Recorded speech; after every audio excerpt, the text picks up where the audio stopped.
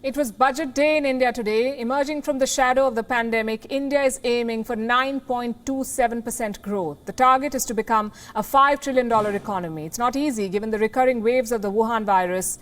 What the economy needed was a booster shot of bold reforms. Has the union budget delivered that? Tonight we'll tell you the 10 things you should know about this budget. And then we'll discuss if this is a futuristic budget that can propel growth.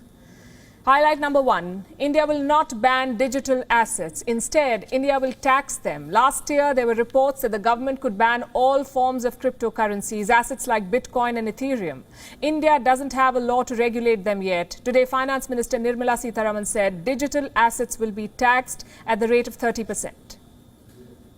For the taxation of virtual digital assets, I propose to provide that any income from transfer of any virtual digital asset shall be taxed at the rate of 30%, 30%.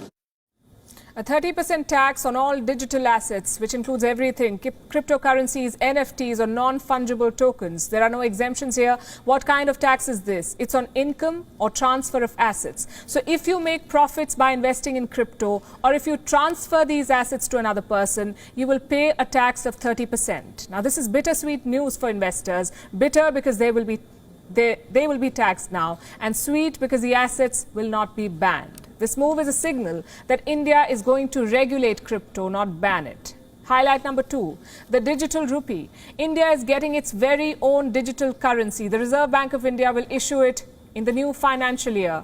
That's 2022-23. Introduction of a central bank digital currency will give a big boost to digital economy. Digital currency will also lead to a more efficient and cheaper currency management system. So we'll have the Indian rupee on an Indian blockchain. How many countries have this? 9 so far. India wants to be on that list, and this would mean fundamental changes in the Indian financial system. Highlight number 3, income tax. No change there. You can see it as the glass half full or the glass half empty. You will be paying the same income tax as last year. What has changed is how you file those tax returns. You can now file an updated return within 2 years. So if you get it wrong the first time, you can fix it within 2 years. Highlight number 4, major connectivity push. India wants to spend big on infra, 20,000 crore rupees. That's more than $2 billion. This is the Prime Minister's Gati Shakti plan to facilitate faster transfer of goods, speed up cargo movement and improve the logistics network. This money will be spent on roads, railways, airports, ports, mass transport, waterways and logistics infrastructure. The biggest spending will be on national highways.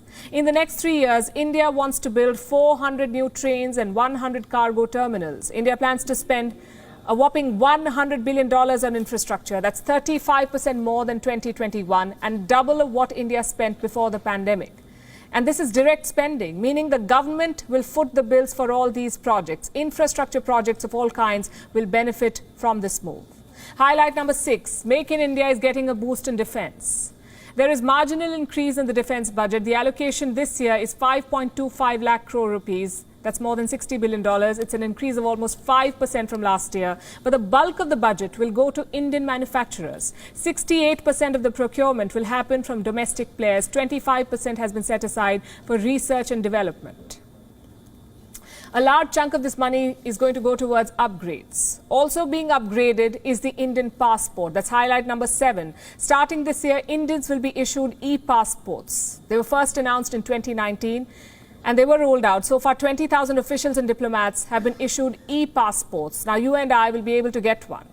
How will this passport be different? It comes with a chip, a small silicon chip embedded on the back of the passport. This chip will contain all the necessary information like your name, your address, your passport number, plus data on your last 30 visits. More than 100 countries have such passports. Highlight number 8. Upgrading India's mobile networks. 5G is coming next year.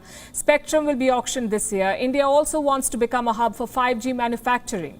Incentives have been announced for equipment makers. Plus, there is also a proposal to bring internet to Indian villages. The government is going to award contracts to lay optical fiber cables around the country.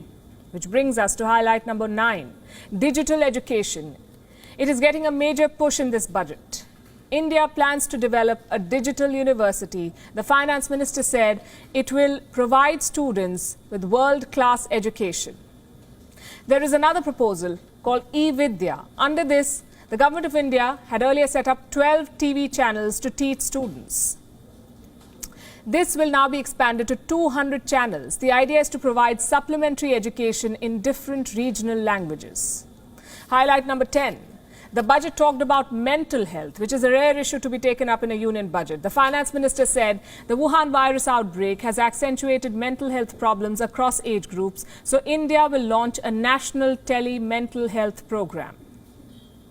To better the access to quality mental health counseling and care services, a national tele-mental health program will be launched, with NIMHANS being the nodal center and International Institute of Information Technology, Bangalore, IIIT Bangalore, providing technology support.